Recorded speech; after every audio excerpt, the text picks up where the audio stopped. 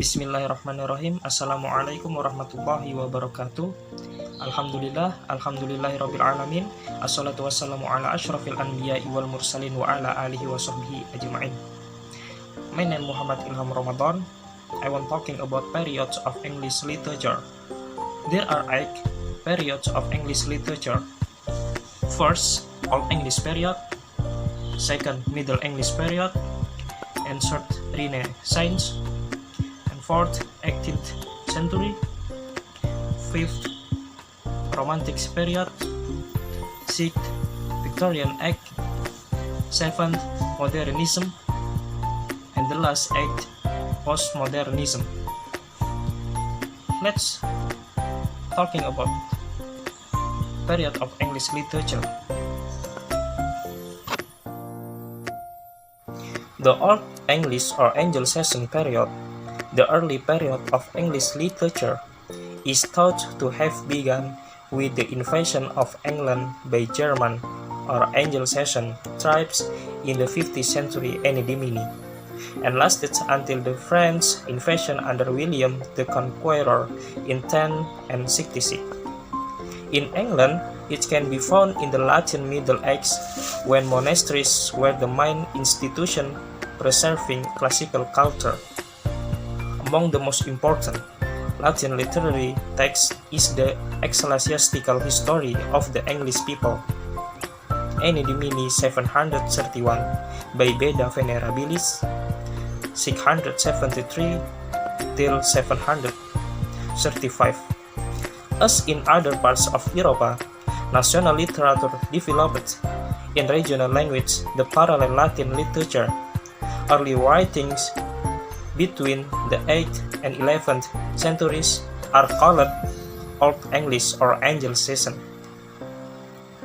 The number of texts derived from this period is very small, consisting of anonymous magic spells, riddles, and poems, such as the Cipher, 9th century, or Winder, about the 9th, 10th.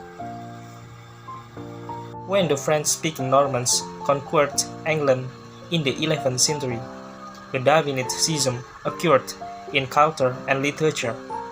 From the latter half of the Middle English period, a number of texts from a variety of literary genres have been preserved.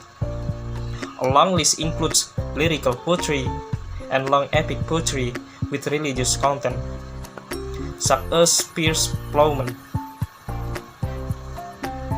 associated with William Langland, romance, a new genre of the secular kind, developed in the period and includes Sir Gawain in the nameless Green Knight, 14th century, and Thomas Mallory. This from indirectly influenced the development of the novel in the 18th century. Middle English literature also produced narrative cycles such as Geoffrey Chaucer's Canterbury Tales, which were an important model for 19th century short stories.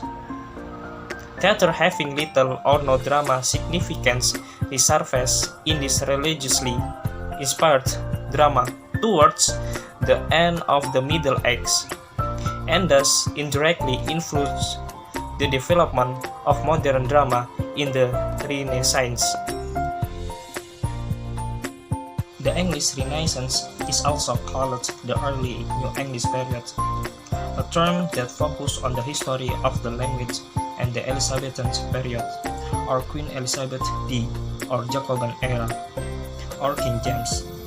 Divisions based on political rules most prominent in the period is the revival of classical genres, such as the epic with Fairy Queen Edmund Spenser's. English Renaissance also produced a relatively independent prose genre, such as, for example, the novel Jane Lily. This period, generally considered to be an independent age, is the 18th century, which is also known as the Neoclassical Golden Age or Ages. In this period, classical literature and literary theory were adapted to suit contemporary culture. Writers such as John Dryden, Alexander Pope, Joseph Addison, and Jonathan Swift translation, theoretical essay, and literary texts in various genres. The late 18th century Romanticism marked the beginning of a new period in traditional English literary history. The first editions of lyrical ballads at 1798 by William Wordsworth at 1770 till 1850, and Samuel Taylor Coleridge are generally rejected as the beginning of a new period in which natural and individual emotional experience played out the important role of Romanticism might be. After this period, England in general follows the direction of the most important international literary movement. Towards the end of the 19th century, representative of realism and naturalism can be found in both countries. Realism is often described as a movement that attempts to describe reality. Honestly, throughout the language of naturalism, on the other hand, concentrating on honest portrayals of the determinants of social and environmental influence on characters. British modernism can be seen as a reaction to the realist movement in the late 19th century, while realism and naturalism focus on an honest depiction of reality. Modernism find innovative narrative techniques such as terms of conclusiveness or structural forms such as collect and literary cubism. In postmodernism, modernist issues regarding innovative narrative techniques are raised and adapted academically, sometimes formally. The literary movement of the second half of the 20th century indirectly tackled Nazi crimes and nuclear destruction in World War II, while structurally developing an approach to modernism. In the 1980s, postmodern avant-garde works, many of which are exaggerated today, were overshadowed by women's and minority literature.